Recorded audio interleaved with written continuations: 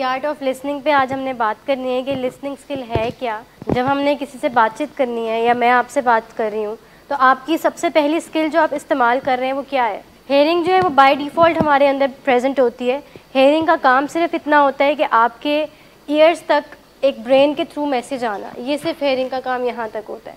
But actually doing a conversation with someone, सबसे पहला skill जो हमें रिक्वायर्ड है, हम हर मंडेज़ को क्रूशल कॉन्वर्सेशंस डिस्कस करते हैं। हम डिस्कस करते हैं कि बातचीत किस तरह से करनी है, अप्रोप्रिएट तरीके से कैसे करनी है, क्या राइट वे होना चाहिए जिससे आपने कम्युनिकेट करना है। बट उन सबसे पहले सबसे इम्पॉर्टेंट चीज़ जो है दैट इज़ लिसनिंग, कि हमने चीज़ों को लिसन कैसे करना है, चीज़ों को सुनना कैसे है।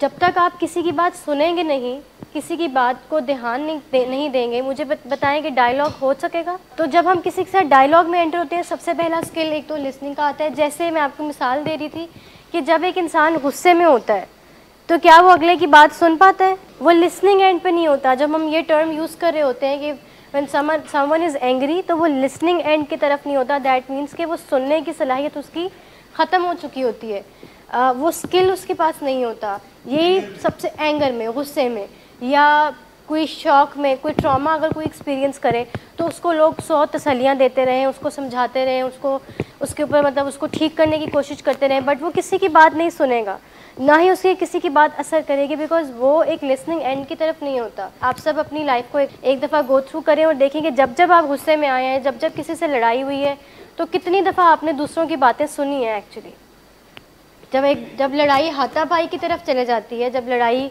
आर्ग्यूमेंट की तरफ चले जाती है, जब लड़ाई एक फ़िज़िकल अब्यूज़ आना, गाली गलौज शुरू हो जाता है, तो मुझे बताएं वहाँ पे कोई सुन सकता है किसी को?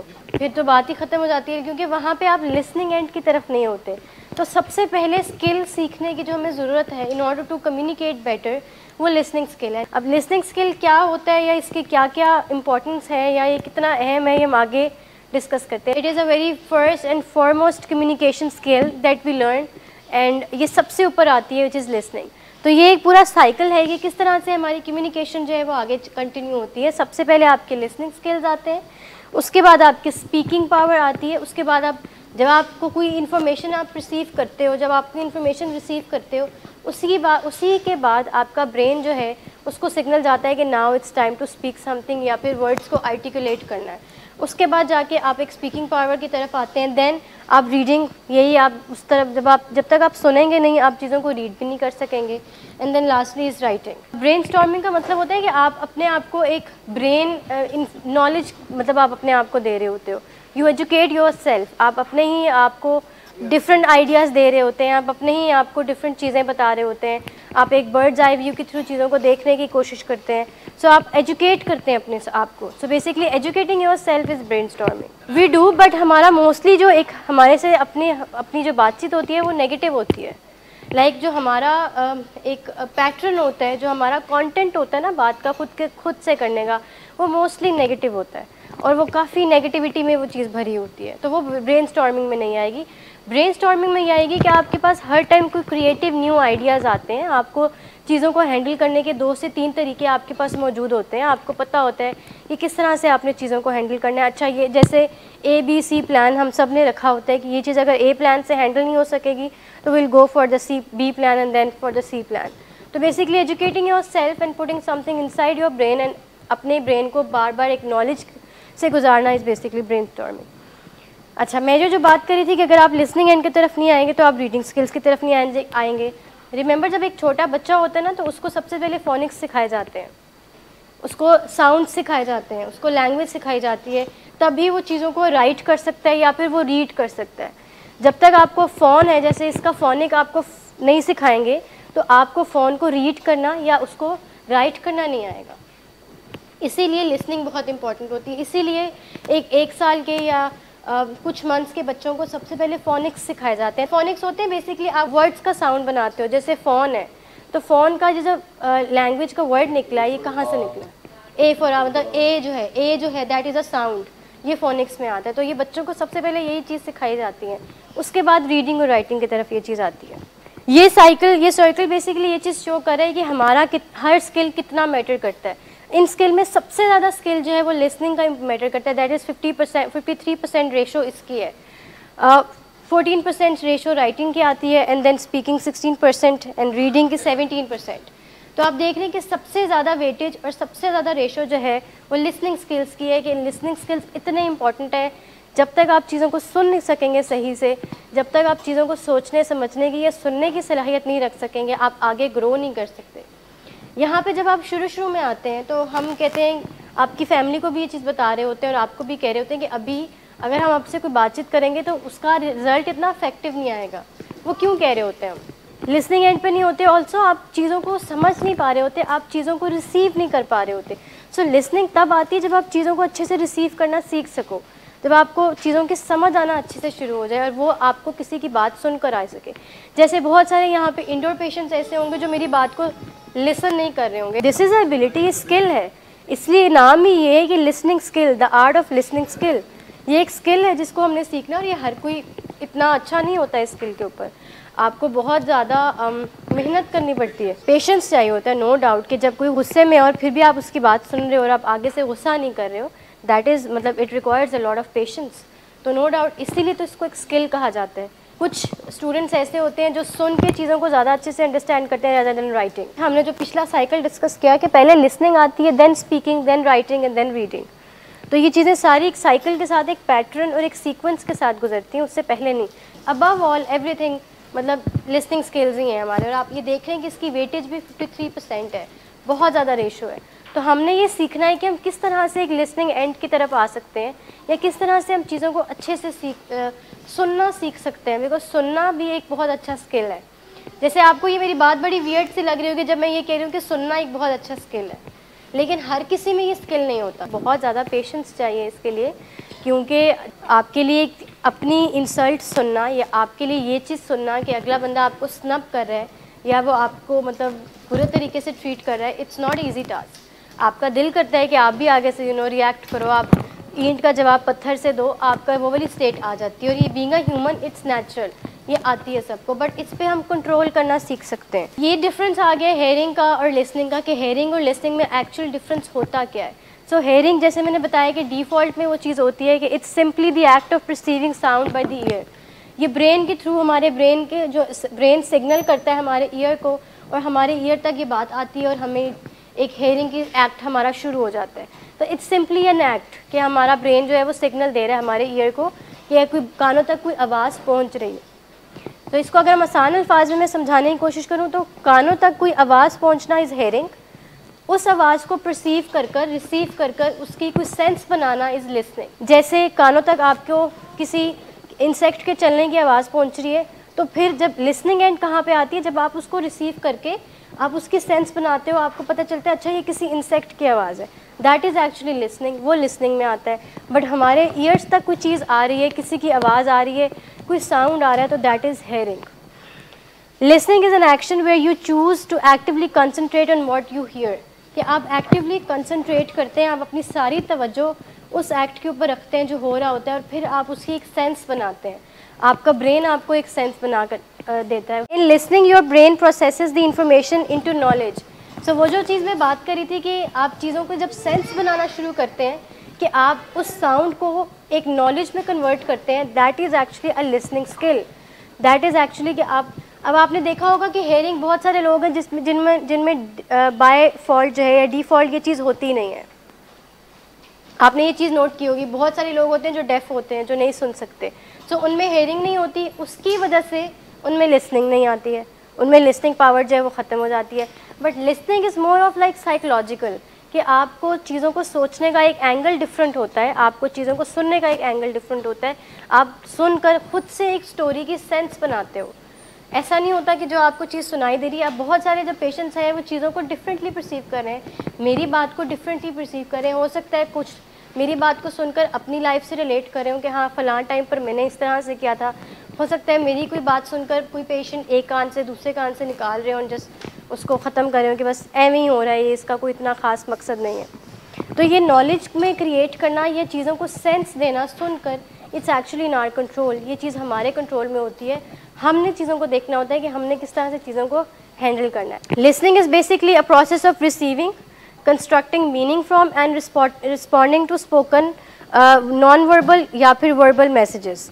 तीन चीज़ें इसमें कि लिसनिंग इज़ अबाउट रिसीविंग, कि आप जब इंफॉर्मेशन को रिसीव कर रहे हैं, इंफॉर्मेशन को ले रहे हैं, तो that is actually a listening. Second चीज़ इसमें ये है कि यू कंस्ट्रक्टिंग मीनिंग फ्रॉम, कि जब आपने चीज़ रिसीव कर ली, जैसे मेरा एक वर्ड आपके कानों तक आ गया, आपने वो मैसेज रिसीव कर लिया, कि जैसे मैंने एक वर्ड बोला है, जैसे let's say I am saying Apple, तो ये आपने वर्ड रिसीव कर लिया है, ठीक है, ये आप तक पहुंच गया है, आपके कानों तक पहुंच गया, आपने ये चीज़ सुन ली है। सेकेंड स्टेप में आइए constructing meaning from, that is कि आप उस वर्ड का एक मीनिंग देते हो। जैसे आपको जब एक एप्पल का वर्ड सुनाई दिया, तो आपके माइंड में पहली चीज़ आई कि एक फ्रूट होता है, रेड कलर का एक एप्पल है, ये फ्रूट है एक। हेयरिंग इज़ के आप कानों तक आवाज़ पहुंच गई है, जैसे मेरी आवाज़ आपकी कानों तक पहुंच रही है, वो इसलिए बिकॉज आपका ब्रेन आपकी ईयर तक सिग्नल ला रहा है। यहाँ पे हेयरिंग का काम ख़त्म हो गया। आगे जो जितना भी सारा काम है वो लिसनिंग का है। वो सिर्फ हेयरिंग का काम ये था कि उसने आपके कानों तक एक आवाज़ लानी थी। रिसीविंग में ये आएगा कि आपने एप्पल का वर्ड रिसीव कर लिया, मतलब ये कि आपको इसका मीनिंग समझ में आ गया। तो इसमें पहले आप रिसीव करते हो इन्फॉर्मेशन को, सेकंड आप उसमें से कोई मीनिंग कंस्ट्रक्ट करते हैं, थर्ड आप उसको फिर रिस्पॉन्ड करते हैं, जो कि स्पीकिंग में आएगा, कि उस मीनिंग को सुनकर, उस वर्ड को सुनकर आप रिस्पॉन्ड करेंगे अकॉर्डिंग टू योर स्टोरी जो आपके माइंड में चल रही होगी। जितना पुअरली आपने उसको सुना होगा, आपका रिस्पॉन्स भी उसी के ऊपर बेस कर रहा होगा और आपके एक्शंस के ऊपर फिर और ख़राब होते रहेंगे। जैसे एप्पल का वर्ड आपने रिसीव किया, उसके बाद आपने इसका मीनिंग कंस्ट्रक्ट किया, थर्ड पे आपने उसको एक वर्बली बताया मुझे कि अच्छा एप्पल से आपके माइंड में क्या चीज़ आ रही है, एक फ्रूट है, रेड कलर का है, जो भी आपके माइंड में डिफरेंट तरीके से जो भी आपको आ रहा है, तो आप उसको वर्बली स्पीक आउट कर देंगे, आप उसको बोल देंगे। तो ये कॉन्सेप्ट क्लियर है कि हेयरिंग, बेसिकली हेयरिंग में तीन चीज़ें आती हैं कि यू रिसीव अ मैसेज, आप उस मैसेज का मीनिंग कंस्ट्रक्ट करते हैं, थर्ड आप उसको वर्बली स्पीक आउट करते हैं। तो ये एक प्रॉपर एक हेयरिंग का पूरा एक्शन जो है वो कंप्लीट हो जाता है। अच्छा, अब ये इसमें ये कह रहे हैं कि हेयरिंग स्किल्स या listening skills sorry are the ways to help you listen something more effectively. So listening skill एक स्किल ऐसा है जिससे आप चीज़ों को सुनने की सलाहियत आपकी और अच्छी होती है। ये सुनना और समझना दोनों डिफरेंट चीज़ें हैं। तो ये स्लाइड में भी यही चीज़ बता रहे हैं कि लिसनिंग इज़ समझना, सुनकर उस बात को समझना इज़ अ लिसनिंग स्किल। ज़रूरी नहीं है आपकी किसी ऑर्गेनाइजेशन में भी लिसनिंग स्किल्स डेवलप हो सकते हैं। हर प्रोफेशन में ये लिसनिंग स्किल्स बड़े रिक्वायर्ड होते हैं। साइकोलॉजिस्ट के लिए बहुत ये चीज़ अहम है कि आपने हमेशा लिसनिंग एंड पर रहना है। और भी जितने मल्टीपल ऑर्गेनाइजेशंस हैं या प्रोफेशंस हैं, वहाँ पे ये चीज़ बहुत ज़्यादा, जजेस के लिए, जैसे बिजनेसमैन का तो बहुत उठना बैठना होता है लोगों में, उनको तरह तरह के कमेंट्स भी लेने पड़ते हैं, क्रिटिसिज्म भी लेने पड़ते हैं, पायलट्स को सुनना पड़ता है ध्यान से कौन सी फ़्लाइट कब टेक ऑफ कर रही है और कौन सा चीज़ कब जा रही है, ये ऑब्वियसली। तो हर प्रोफेशन में, हर फील्ड में इस चीज़ की बहुत रिक्वायरमेंट है। हम ये नहीं कह सकते कि स्पेसिफिकली सिर्फ इस जगह पे या इस जगह पे नहीं। आपके घर में लिसनिंग एंड पर होना या आपको चीज़ों की समझ होना बहुत अहम है। हम बाकी चीज़ें तो छोड़ देते हैं, हम जॉब छोड़ देते हैं, हम यूनिवर्सिटी छोड़ देते हैं, हम अपना कोई कैरियर छोड़ देते हैं, बट हमारे घर में ये चीज़ कितनी अहम है कि जब घर में ही हम चीज़ों को समझ नहीं पा रहे होंगे, हम चीज़ों को अंडरस्टैंड नहीं कर पा रहे होंगे, हम दूसरों की बात लिसन ही नहीं कर पा रहे होंगे, तो मुझे बताएं आप कैसे इफेक्टिवली फंक्शन कर सकेंगे आउटसाइड योर होम। जब मेजॉरिटी एक डिसीजन ले रही है या वो एक चीज़ बात बता रही है और एक बंदा अलग ही अपनी दुनिया बसाए बैठा है, तो मुझे बताएं हम किसकी बात पे ज़्यादा यकीन करें। आप अपना मीनिंग ही ऐड ना करें या ओपिनियन मत दें। आपका ओपिनियन मैटर करता है definitely, but I am just stating the facts कि जब सारे बंदे एक बात कर रहे हैं और आप एक और बात कर रहे हैं, तो ज़्यादा वेटेज किस बात की है। उसमें फिर मल्टीपल फैक्टर्स और इन्वॉल्व होंगे। उसमें इंटेलिजेंस आएगा, उसमें IQ आएगा, उसमें EQ आएगा, उसमें एक्सेप्शंस आ जाएंगे, बिकॉज एक्सेप्शंस ऑलवेज एग्जिस्ट। तो उसमें और भी मल्टीपल चीज़ें रिक्वायर्ड होती हैं और वो बड़ा कुछ करके एक प्रॉपर एक उस लेवल तक पहुँचे होते हैं। तो ये चीज़ हमने अंडरस्टैंड करनी है कि अगर एक बंदा एक चीज़ सोच रहा है ना, तो फैक्ट्स बहुत दूसरे 4 लोगों के ज़्यादा होंगे as compare to that single person. फिर इसका मतलब ये होता है कि हम किसी डिलूजन में रह रहे हैं, हमारे अपने कोई फिक्स फॉल्स बिलीव्स हैं जिनसे हम हटते हैं तो हमें तंगी होती है, जिनसे हम हटते हैं तो हमें बुरा लगता है, हमें उनसे हटना पसंद नहीं होता। इसीलिए ये इन्हीं को तो डिलूजन्स कहते हैं। डिलूजन्स और क्या होती हैं कि जब 6 बंदे एक बात करें और एक बंदा एक और बात कर रहा है, तो दैट मीन्स कि वो उस बंदे के शायद कोई डिलूडेड थाट्स हों, वो उसके कोर फिक्स बिलीव्स हों जिनसे वो हटना ना चाह रहा हो। एक पेशेंट है, वो एक अलग साइड पे, उनकी एक अपनी दुनिया और उसकी जगह पे उसकी सारी फैमिली है। फैमिली सब कह रही होती है नशा छोड़ दो, इस बीमारी से निकल आओ, चीज़ें बहुत ख़राब हो रही हैं, तो आप चीज़ों को प्लीज़ अच्छे से मैनेज करो, नशा छोड़ दो, नशा छोड़ दो, नशा छोड़ दो। फैमिली ये कह रही है। फैमिली के फैक्ट्स कुछ और है, on the other hand patients के फैक्ट्स कुछ और है कि वो all the time under the influence होता है, जिसकी वजह से उसकी रियलिटी ही चेंज हो चुकी होती है, पैराडाइम शिफ्ट नहीं हो रहे होते, वो फिक्स जगह पे एक बैठा होता है, स्टक हुआ होता है, इसीलिए उसको वहाँ पे वो रियलिटी लग रही होती है, क्योंकि उसकी रियलिटी कुछ और होती है, बाकियों की रियलिटी कुछ और होती है। तो इसीलिए हमें लग रहा होता है कि एक बंदा जो लॉजिक पेश कर रहा है ना, हो सकता है वो वाकई में लॉजिकल हो और बाकियों की इलॉजिक्स हो।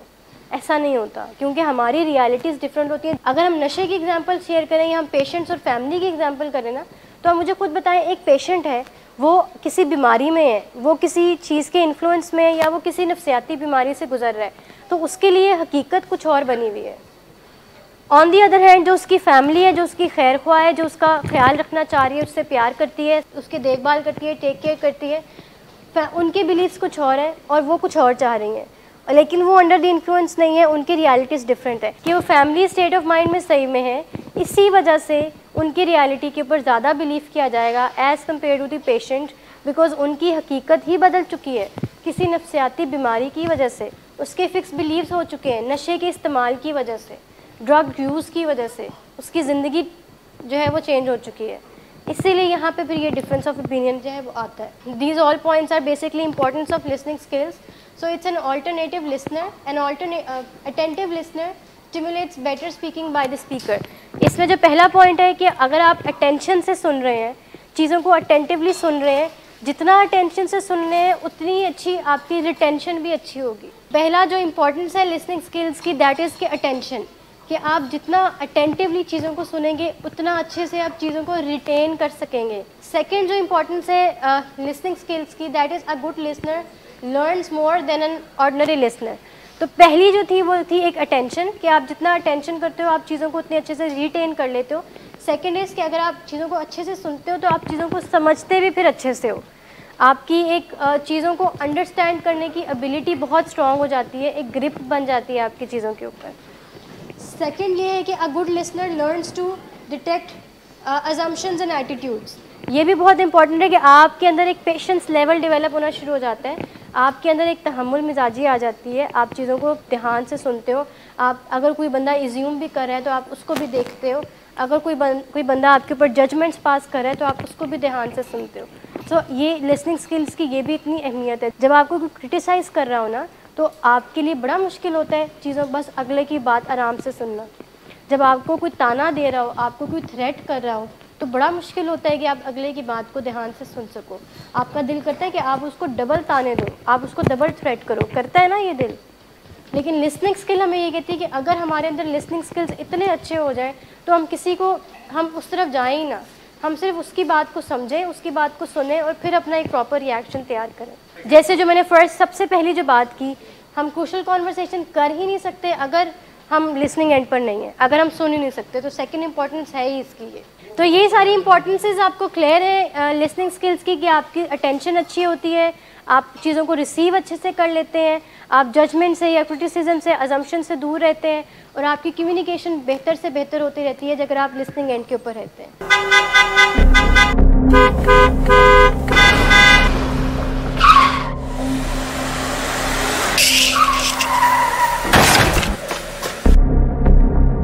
घटिया इंसान, इतनी देर से गेट क्यों खोला?